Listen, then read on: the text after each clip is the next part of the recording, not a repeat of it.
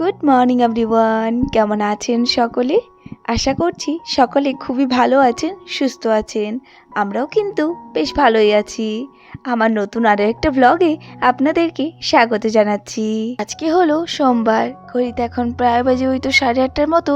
এখন থেকে সকলকে সঙ্গে নিয়ে ব্লগটা শুরু করলাম। আজকেরও ওয়েদারটা একদম মেঘলা মেঘলা, সকালেও বেশ হালকা হালকা বৃষ্টি হয়েছে। তো ঘুম থেকে উঠতে একটু দেরি করেছি আজকে, কারণ হয়তো মামার স্কুল বন্ধ আর বৃষ্টি পড়ছিল বলে উঠিনি। আর আমার মামামও আজকে একটু দেরি করেই উঠেছে। ওইদিকে বর্মশাই উঠে গেছে, আমি এইদিকে স্নান টান করে যা কাজ ছিল সেগুলো করে তারপরে এই তো রান্নাঘরের দিকে চলে এসেছি। আজকে সকালে না ডাল রান্না করছি, ডাল আর একটা ভাজা করব। তো মা বলল মিষ্টি লাউ ভাজা করো। ওই তো অনেক দিন হয়ে গেল মিষ্টি লাউটা আনা হয়েছে। জানেন তো মামার বাড়ি থেকে যে মিষ্টি লাউটা পাঠিয়েছিল বেশ ভালো মিষ্টি লাউ ছিল। সেদ্ধ খেতে তো ভীষণই ভালোবাসি আমরা সবাই ঘরে। তো অল্প একটু রাখা হয়েছে সেদ্ধ খাওয়ার জন্য, আর অল্প একটু ভাজার জন্য কেটে দিল মা। তো এইদিকে এখন আমি রান্নাটা বসিয়ে দিয়েছি।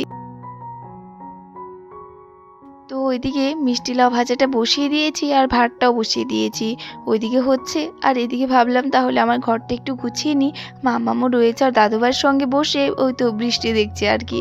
তো ভাবলাম তাড়াতাড়ি করে ঘরটা একটু গুছিয়ে নিই।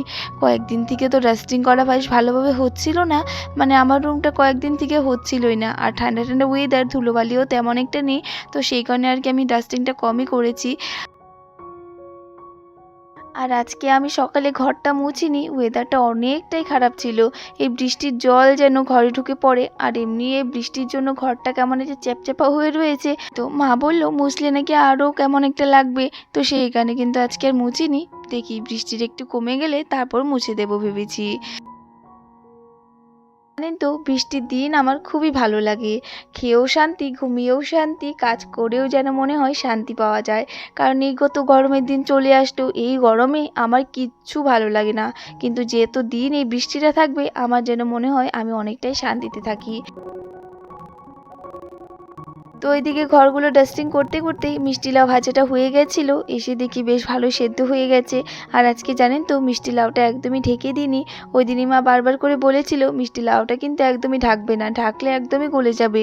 তো আজকে ঢাকিনি। তো এদিকে দেখি বেশ ভালো সেদ্ধ হয়ে গেছে, নামিয়ে রেখে এদিকে গাছপালার দিকে চলে আসলাম। এই যে দেখুন গাছগুলো, এই গাছগুলোই কিন্তু আমি কালকে বাড়ি থেকে এনেছিলাম। এখানে ওই যে অনেক রকমের গাছ রয়েছে। এখানে পুদিনা পাতা গাছও এনেছি, যেটা আমাদের বাড়িতেই রয়েছে। তো এখান থেকে কয়েকটা গাছ এনেছি। আর এই তো এই কচু পাতা গাছটাও এনেছি। আর যেটা আর কি সব থেকে মেন আকর্ষণ আমার খুবই ভালো লেগেছে যেটা, সেটা হলো গন্ধরাজ ফুল। আমার খুবই ভালো লেগেছে। ওই তো আমার দাদুর বাড়িতে গিয়েছিলাম একটা, সেই দাদু দেখি গাছটা লাগিয়েছে। আর জানেন তো সেই ফুলটা দেখতে এতটা সুন্দর লেগেছে আমার। আমি দাদুকে তখনই বললাম, দাদু তুমি কিন্তু আমাকে আজকেই একটা ডাল কেটে দেবে।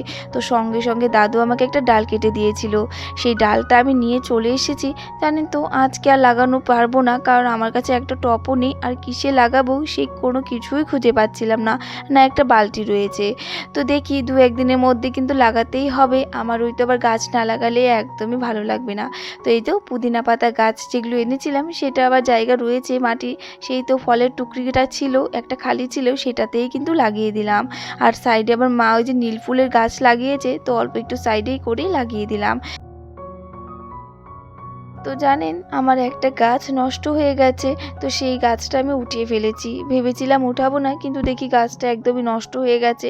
সেই গাছটা উঠিয়ে এই তো আরও একটা গাছ লাগিয়ে দিলাম। এই গাছটার নামটা আমার একদমই মনে পড়ছিল না আমি যখন এডিট করছিলাম আর কি, তো সেই কারণে বলতে পারলাম না। আর এইদিকে দেখুন আমি কিন্তু গাছপালা লাগিয়ে আমি রান্নাও বসিয়ে দিয়েছিলাম। আজকে আর দেখানো হয়নি কারণ খুব তাড়াহুড়োর মধ্যে ছিলাম। আজকে না রান্না করেছিলাম একটা ঘন্ট আর মাছের ঝোল। ওই তো মিষ্টি লাউ আর ডাল তো ভাজা করে রেখেছিলাম।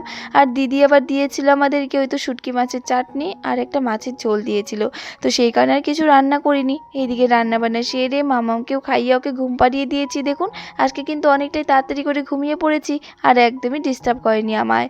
তো ওইদিকে তো মামাম ঘুমিয়ে রয়েছে, তো আমি আর একদমই দেরি না করে এইদিকে এখন বিকেলবেলা ঘর ঝাড়টা দিয়েই নিই। মামামকে ঘুম পাড়াতে পাড়াতেই বরমশাইও চলে আসে খেতে। কিন্তু আজকে জানেন তো তিনি এখনও আসেনি। ওই তো ওনার জন্য ওয়েট করছি যে কখন আসবে, তারপরে একসঙ্গে ভাত খাবো। ওকে ফোন করেছিলাম, বললো একটু আসতে দেরি হবে, আজকে নাকি দোকানে কিছু কাজ রয়েছে, তো সেই কারণে একটু আসতে দেরি হচ্ছে। তো মামাম যখন ঘুমায় আমিও তো ওর সঙ্গেই শুয়ে থাকি, কিন্তু হুট করে ভাবলাম যে না, এখন ঘরগুলো ঝাড় দিয়েই নি, ওইদিকে আবার দেরি হবে ওর আসতে, খাওয়া দাওয়া করে আবারও ঘর ঝাড়তে আর ইচ্ছে করবে না। তো সেই কারণে আগে ভাগেই ঘরগুলো ঝাড় দিয়ে নিলাম। আর দেখুন এর মধ্যে কি ভালো না রৌদ্র উঠেছে। ওই তো বললাম না, সকাল দিকে এখন রোজ দিন বৃষ্টি বৃষ্টি থাকে, ওয়েদারটা অনেকটাই খারাপ থাকে, কিন্তু ওই দুপুর দিকে কিন্তু ওয়েদারটা এতটা ভালো হয়ে যায় কি বলবো। সেই সমস্ত কাপড় আবার সেই সকালে সব কিছু শুকিয়ে যায়। তো যাই হোক, ওইদিকে দেখুন ঘরগুলো ঝাড় দিয়ে নিয়েছি, এখন সিঁড়িটা বেশ ভালো করে ঝাড় দিয়ে নিই। আর বৃষ্টি হচ্ছে না কয়েকদিন থেকে, তো সেই কারণে ধুলোবালিও উঠতে পারে না, বাড়ি ঘর তেমন একটা যেন ধুলোবালি হয়ে থাকে না। বেশ একটু করে ঝাড় দিলেই যেন ভালোভাবে ঝাড় দেওয়া হয়ে যায়। দেখুন এদিকে কিন্তু আমার ঝাড় দেওয়া হয়ে গেছে। আর এর ফাঁকে আবার বরমশাও চলে এসেছিলো খেতে, তো তারপর দুজন মিলে তাড়াতাড়ি করে খেয়ে নিয়েছিলাম, অনেকটাই জোরে খিদে পেয়ে গেছিলো। ওই তো আজকে ওর আস্তে আস্তে 4টের মতো বেজে গেছিলো।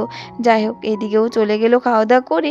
এর মধ্যে আবার মাম্মাম উঠে পড়েছিল, ওকে নিয়েছিলাম। আর আজকে বিকেলবেলা একটুকু ঘর থেকে বের হইনি, ওই তো কান্নাকাটি করছিল বলে ঘরে নিয়েছিলাম। আর এদিকে সন্ধ্যা হয়ে গেছিল, তো ভাবলাম ঠাকুর পুজোটা আজকে আমি দিয়ে নিই, রোজ দিন তো মাই দেয়, তো ভাবলাম যে না আজকে আমিই দিই। কিন্তু মা আমাকে বারবার করে না করে যে এই সন্ধ্যার সময় তোমার আর এই ঠাকুর ঘরে আসতে হবে না, মাই দিয়ে দেবে। কারণ ওই তো আমার সঙ্গে সঙ্গে আমার মামামও চলে আসে। আর এই সন্ধ্যার দিকে এতটা পরিমাণে মশা থাকে না আমাদের এখানে, কি বলবো। আর ঠাকুর ঘরটা তো বন্ধ থাকে, ঠাকুর ঘরেও অনেক মশা থাকে।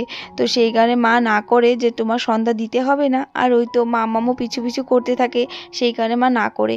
কিন্তু আজকে আবার মামাম চলে গেছে ওর দিদিভাইয়ের ঘরে, তো সেই কারণে ভাবলাম যে না আমিই সন্ধ্যাটা দিয়ে নিই।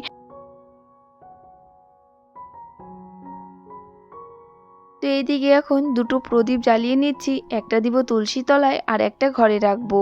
আর এদিকে ছুবা দিয়ে ধূপটা ধরিয়ে নিয়েছিলাম। এইদিকে এখন ঠাকুরকে ঘুরিয়ে আমি কিন্তু সমস্ত ঘরটাকে ঘুরিয়ে নিয়ে এসেছিলাম। ঘর থেকে ঘুরিয়ে নিয়ে এসে ঠাকুরকে ঘুম পাড়িয়েও দিয়েছি। আমি ঠাকুর ঘরের দরজা লাগাতে নিয়েছি, তখনই মামাম দৌড় পেরে এসেছে, বলছে মা মা দরজা আটকাবে না আটকাবে না। আমি বললাম কি হলো, তিনি যে এই কাণ্ড করবে বুঝতেই পারিনি। বিকেলবেলা পুজো দেওয়ার পর মামাম ঠাকুর ঘরে এসে হাতে নেবে তিলক, সেই তিলকটা ঘষে তারপর নিজে লাগাবে আর সবাইকেই লাগিয়ে দেবে। আজকে আমি বন্ধ করে দিয়েছিলাম দরজাটা, তিনি আবার দরজা খুলিয়েছে, বলছে মা দরজা খুলো দরজা খুলো, আমি তিলক লাগাবো। তো সেই তিলকটা লাগালো, তারপর কিন্তু ঠাকুর ঘর থেকে বেরিয়েছে। আর তারপর আমিও চলে আসলাম এদিকে রান্নাঘরের দিকে। ঘরে এসে আমিও তো ওইদিকে চা বসিয়ে দিলাম, চা বসিয়ে দিয়ে আমি ভাবতে লাগলাম যে মামামকে কি খাওয়াবো, কারণ এই বিকেলবেলার দিকে আমার অনেকটাই টেনশন থাকে যে মামামকে কি দেবো। তো যাই হোক, আজকে আবার ভাবলাম যে একটু দুধ কলা মুড়ি দিই, রোজ দিন তো ওই কিছু একটা খেয়ে নেয়, তো আজকে একটু দুধ দিয়ে মুড়ি দিয়ে আর একটু কলা দিয়ে দিলাম, দেখি কালকে তো খেয়েছিল অল্প একটু আমার থেকে, তো আজকে দেখি ও খায় কিনা। আর এদিকে চাটাও বানিয়ে নিলাম। তো চলুন আজকের জন্য এতটুকুই রাখছি, আবারও দেখা হবে নতুন আরেকটা ভিডিওতে। ততক্ষণের জন্য সবাই খুবই ভালো থাকবেন, সুস্থ থাকবেন। রাধে রাধে।